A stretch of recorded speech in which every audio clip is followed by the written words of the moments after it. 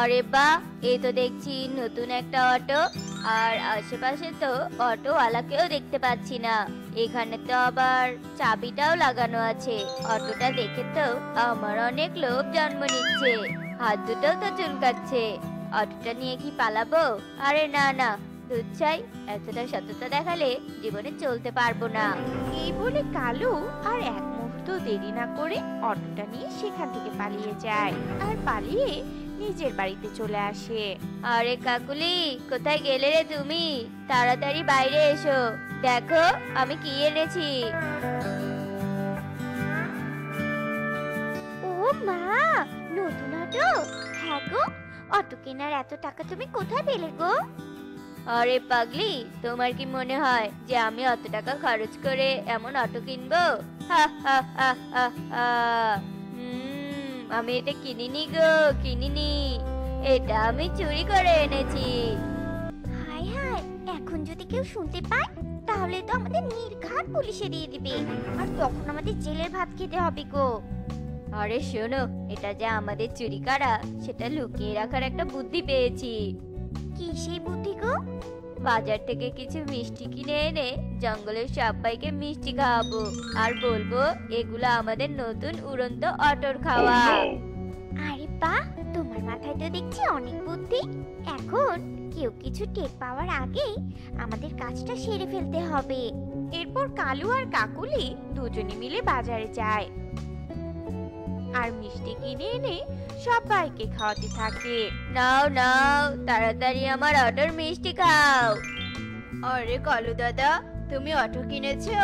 তবে কিনে ভালোই করেছো। এখন তাহলে আমাদের আর কষ্ট করে কোথাও যেতে হবে না, তোমার অটোতে করে যেতে পারবো।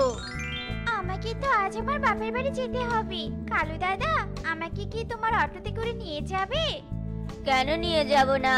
চলো চলো, এক্ষুনি তোমাকে নিয়ে যাচ্ছি। প্রথম প্রথম ভাড়া পেয়ে কালু তো মহা খুশি হয় আর সুখীকে তার অটোর পিছনে চড়িয়ে তার গন্তব্যে পৌঁছে দেয়। আহা, কত আরাম করে আমি এই প্রথমবার বাপের বাড়ি আসলাম। তা কালু দাদা, কত ভাড়া হয়েছে গো? এত জুড়ে যখন এসেছো তাহলে 100 টাকা দাও ভাড়া। আচ্ছা কালু দাদা, এই নাও তোমার 100 টাকা। সুখী পায়রা টাকা দিয়ে নিজের বাবা মায়ের কাছে যায় আর কালু কাক অটো নিয়ে বাড়ির পথে আসতে থাকে। আর অবশেষে বাড়ির সামনে এসে সে অটো থেকে নেমে বলতে থাকে, প্রথম দিনেই যে আমি 20 টাকার ভাড়া 100 টাকা নিতে পারবো সেটা তো আমি কোনোদিন কল্পনাও করিনি। প্রথম দিনেই যখন আমি এমন বাজিমাত করেছি, আশা করা যায় বাকি দিনগুলোও আমি ভালোই বাজিমাত করতে পারবো। কালু কাক নিজের কাজের জন্য নিজেকে অনেক চালাক ভাবতে থাকে আর তারপর সেই 100 টাকা নিয়ে সে বাজারে যায়। আরে কালু দাদা যে, তোমার অটোয় করে আমাদের একটু জঙ্গল ঘুরে দেখাবে? আমার না খুব শখ যে আমি বিনা পরিশ্রমে পুরো জঙ্গল ঘুরে দেখবো। আরে শালিক, তুই গেলে কি আমরা বাকি থাকবো নাকি? হ্যাঁ, আমরাও কালুর অটোতে চড়বো। আচ্ছা আচ্ছা, ঠিক আছে, তোমরা যখন এত করেই বলছো তখন চলো, আমি তোমাদের নিয়ে ঘোরাচ্ছি। কালুর কথা শুনে সবাই মহা খুশি হয় আর তাড়াতাড়ি করে সবাই কালুর অটোয় উঠে বসে পড়ে আর কালু অটো নিয়ে আকাশে উঠতে থাকে আর সবাই অনেক মজাও করতে থাকে। আহা, কি মজা আকাশে বাতাসে! ও, আমরা উড়ন্ত অটো দিয়ে মেঘের কাছে চলে এসেছি। আমার ভীষণ ভয় করছে, যদি একবার পড়ে যাই তাহলে আর কোনো রক্ষে থাকবে না। চলো এবার আমরা সবাই নিচে নেমে পড়ি। হ্যাঁ হ্যাঁ, বান্টি ঠিকই বলেছে। চলো এবার আমরা নিচে নেমে পড়ি। এরপর সবাই মিলে বলাতে কালু তার অটো নিয়ে নিচে নেমে আসে। আজ আমি খুব ক্লান্ত, আমাকে ভাড়াটা দিয়ে দিলে আমি বাড়ি গিয়ে একটু বিশ্রাম নিতাম। তো ভাড়া কত দিতে হবে শুনি? অনেক তো উপরে নিয়ে গিয়েছিলাম, তাই আমাকে 500 টাকা ভাড়া দিতে হবে। এতগুলো টাকা তো আমি একসাথে কোনো দিনও চোখে দেখিনি। তুমি চোখে দেখতে নাই পারো, কিন্তু আমাকে 500 টাকাই ভাড়া দিতে হবে। আমি এর 1 টাকাও কম নিতে পারবো না। আরে আরে, সবাই থামো এবার, আমি ভাড়া দিয়ে দিচ্ছি। এই নাও কালু, তোমার ভাড়া। তোমাদের অনেক ধন্যবাদ। শোনো, তোমাদের যদি আরো ঘোরার ইচ্ছে হয় তাহলে আমাকে বলো, কেমন? আমি না হয় আর একটু কম ভাড়াতেই তোমাদের নিয়ে ঘুরাবো। কালুর কথা শুনে সবাই একটু সবার মুখোমুখি তাকায় আর কোনো কথা না বলে সেখান থেকে চলে যায়। আর কালুও নিজের অটো নিয়ে বাড়ি ফিরে যায় আর সব টাকাগুলো কালু কাকুলির হাতে দিয়ে বলে, এই দেখো আজ আমি কত টাকা নিয়ে এসেছি। এবার দেখবে আমাদের ভাগ্য পুরো বদলে যাবে আর আমরা অনেক টাকার মালিক হতে পারবো। এবার তাহলে আমার আশাগুলো সব পূরণ হয়ে যাবে গো। কি যেন আশা ছিল তোমার? আমার অনেক অনেক আশা গো, অনেক আশা। সোনার চুড়ি, হীরের গয়না সবকিছু থাকবে, আর তার সাথে থাকবে প্রাসাদের মতো একটা বাড়ি। আমি রানীদের মতো আরাম আয়েশে থাকবো। ইস, কবে যে আশাগুলো পূরণ হবে। আচ্ছা আচ্ছা সোনা বউ আমার, তোমার সব ইচ্ছেই পূরণ হবে গো, পূরণ হবে। এবার যাও তো, আমাকে খেতে দাও। সারা দিন পেরিয়ে গেল, আমার পেটে একটা দানা পানিও পড়েনি গো। আচ্ছা আচ্ছা ঠিক আছে, তুমি বসো, আমি এক্ষুনি খাবার নিয়ে আসছি। এরপর কাকুলি কালুর জন্য খাবার আনতে যায়। ওইদিকে আসল অটোর মালিক, প্রতিদিন আমার অটো এখানেই তো থাকে, কোনো পাখি তো আমার অটোয় হাত লাগায় না। তাহলে আজ আমার অটো কোন পাখি নিয়ে গেল? ওহে চোর, তুই যেখানেই থাকিস না কেন আমি তোকে ঠিক খুঁজে বের করব। আর একবার যদি আমি তোকে খুঁজে পাই তাহলে সেই দিনই হবে তোর জীবনের শেষ দিন। ঈগল রেগে আগুন হয়ে এদিক সেদিক ছুটতে থাকে আর তার অটো খুঁজতে থাকে। এদিকে ততক্ষণে গভীর রাতও হয়ে আসে। ঈগল একটা গাছের উপর এসে দাঁড়ায়। পাশেই ছিল একটা ময়ূর।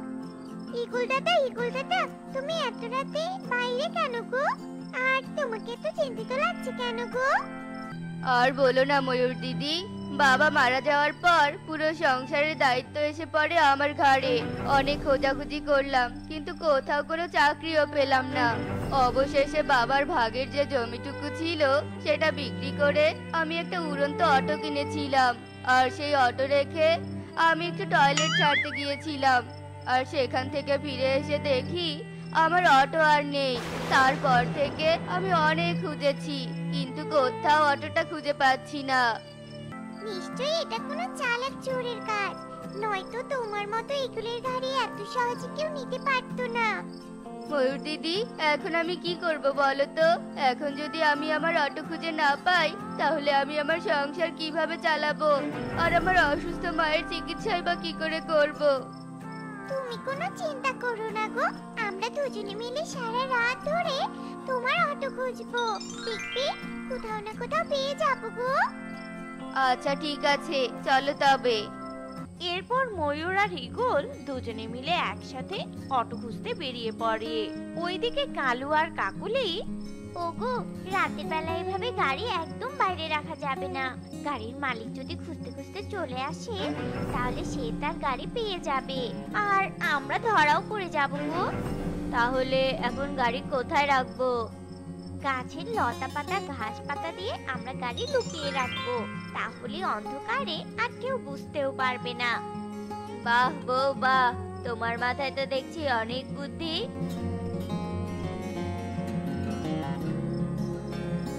যাক, আজ রাতের মতো ঝামেলা মুক্ত হলাম, আর কেউ খুঁজে পাবে না আমাদের এই অটো। তাহলে চলো এবার আমরা হাত পা মেলে দিয়ে একটু ঘুমিয়ে পড়ি। সকাল সকাল তো আবার উঠে আমাকে অটো নিয়ে বের হতে হবে। এরপর কালু আর কাকুলি নিজেদের ঘরে চলে যায়। বিছানায় গায়ে দিয়ে ঘুমিয়ে পড়ে। এদিকে ঈগল আর ময়ূর, অনেক তো খুঁজলাম কিন্তু কোথাও তো গাড়ি পেলাম না।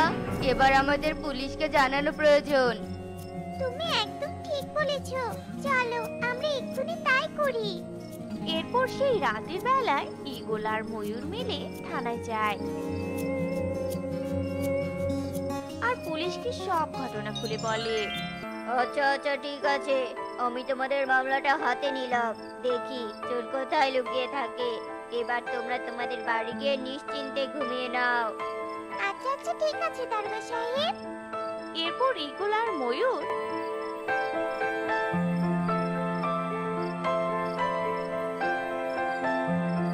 নিজেদের বাড়ি গিয়ে ঘুমিয়ে পড়ে।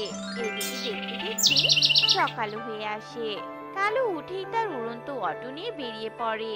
সামনেই মিনু টুনটুনিকে সে দেখতে পায়। বাবা, আমাকে আমার মেয়ে বাড়ি অবধি রেখে আসো না। আমি যে উঠতে উঠতে অনেক ক্লান্ত হয়ে পড়েছি।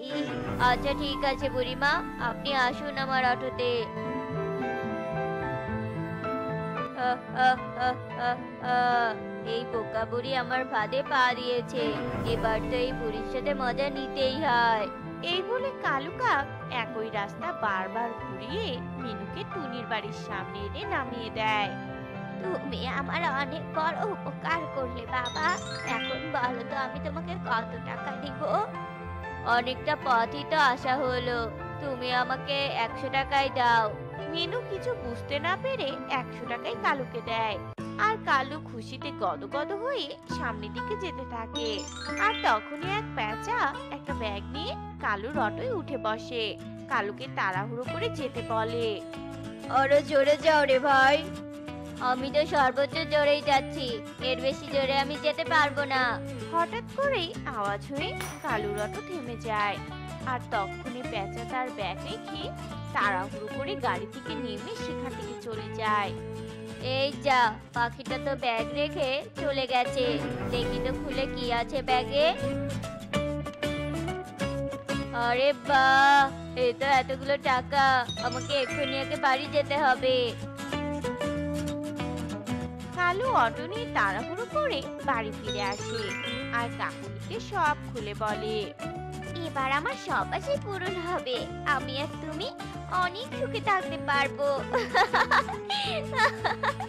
সত্যি অনেক মজা হবে গো। দুজনে টাকাগুলো পেয়ে মহা খুশি হয়। এমন সময় তাদের দরজায় কেউ কড়া নাড়তে থাকে। দারোগা বাবু, আমি যা টাকা চুরি করেছি তার সব টাকাই কালুর কাছে। আর ওটা তো আমার অটো। শয়তান কালু, আমার অটো চুরি করে এনেছিস। না মানে এগুলো সব আমার স্যার, এগুলো সব আমার। চুপ, একদম চুপ, এগুলো তোর না, এগুলো কার আমি খুব ভালো করে এর প্রমাণ পেয়েছি। এবার চল আমাদের সাথে, জেলে গিয়ে গরম গরম লুচি আর আলু পরোটা খাবি। এই বলে পুলিশ কালু আর কাকুলিকে গ্রেফতার করে নিয়ে যেতে থাকে। ওগো, তুমি যদি সততার সাথে সৎ পথে থেকে কাজ করতে, তাহলে আজ আর এমন দিন দেখতে হতো না গো, এমন দিন দেখতে হতো না। কথায় আছে না, লোভে পাপ আর পাপে মৃত্যু। বন্ধুরা, আমাদের আজকের গল্পটি তোমাদের কাছে কেমন লেগেছে তা কমেন্টে জানাতে ভুলো না কিন্তু।